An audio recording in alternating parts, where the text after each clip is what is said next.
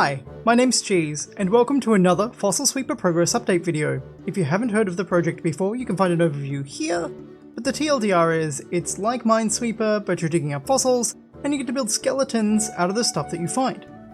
Over the past month or so, I've been doing various bits and pieces in support of the work on the map phase that I mentioned in the previous video. Something I'd been intending to experiment with for a while is depth of field in the dig phase. In conjunction with having multiple LODs, or levels of detail, for environment doodads, de-emphasizing backgrounds with some blurring like that may help me get by with simpler assets and exaggerate the sense of distance a little, all without really diminishing the background's presence.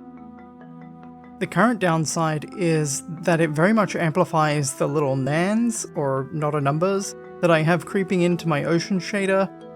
That's a rabbit hole that I'm planning to go down at some point in the future.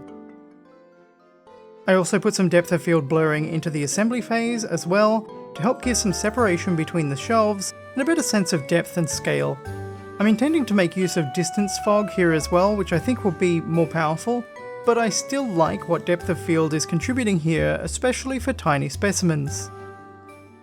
Most of my attention over the past month or so has gone toward continuing with the globe work mentioned in the previous video, exploring and closing in on the kind of look and feel that final assets will have, while also refining workflows and doing a little tool work. In my first proof of concept from the beginning of 2022, I'd used Blender's shrink wrap and solidify modifiers to allow me to be a little bit less precise when modelling the Australian continent to curve across the globe. But since modifiers are only applied once rather than across animations, that was never going to be a good long-term solution. While putting together the first pass updated globe seen in the last video, I made use of Blender's face projection snapping options to get everything aligned nicely to an underlying reference sphere. But as I started to add shape keys in for landmass deformation for in-game testing, I discovered that snapping doesn't take armature deformation into account. So if a landmass has moved across the face of the planet, then snapping isn't really usable. I'm also currently aiming to have each shape key apply cumulatively on top of its predecessors, and snapping only applies relative to the basis key, or the original mesh, so that's not helpful here either. I wrote a small Blender add-on that calculates the current final position of selected vertices in all active shape keys, normalizes them to unit vectors, and then multiplies that by a radius to work out what their position would be if they were projected onto the surface of a sphere with that radius. It then adds up all of the deltas for preceding shape keys and subtracts that so that we end up with the offsets that the current shape key needs to have in order for its vertices to arrive at those previously calculated final positions. As an aside, I also realized that instead of moving vertices around with the grab tool, I can use trackball rotation by pressing R twice, with the 3D cursor at the sphere center as the pivot point. That will also guarantee that a vertex remains aligned to a sphere's surface, although that doesn't address the case where I might have submerged some land in a previous shape key to hide it and then want to bring it back.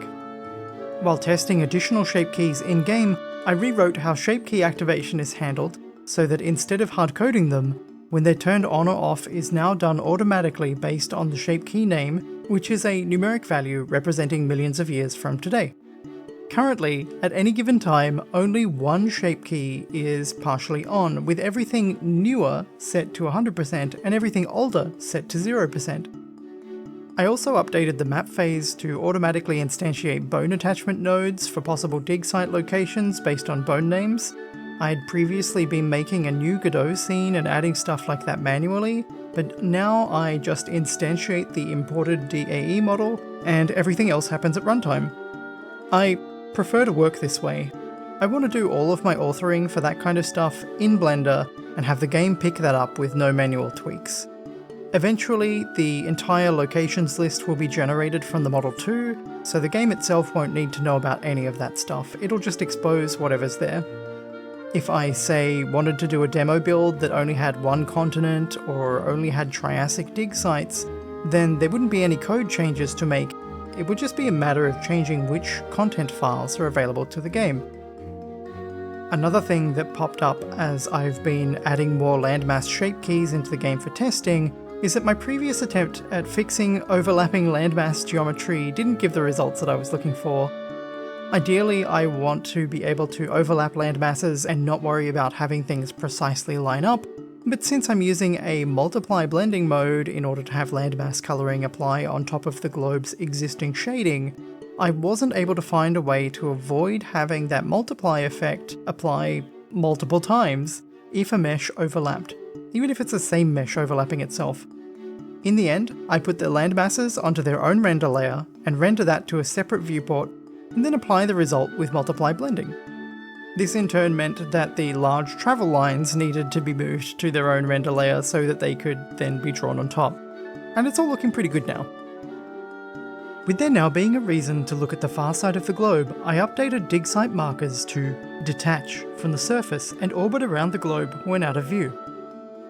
They follow and point to the slightly secluded position, lining up so that they can land back on the surface when it becomes visible again.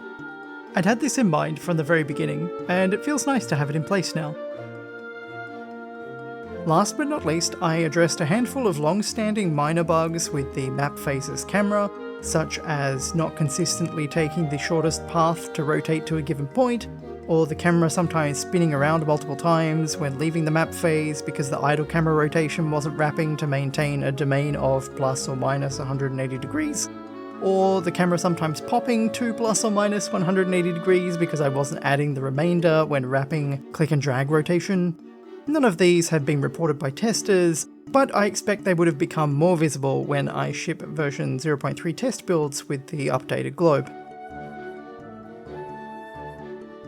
A very big thank you to the supporters going by on screen at the moment. Their supporters help me eat while making this game, and I am so very appreciative.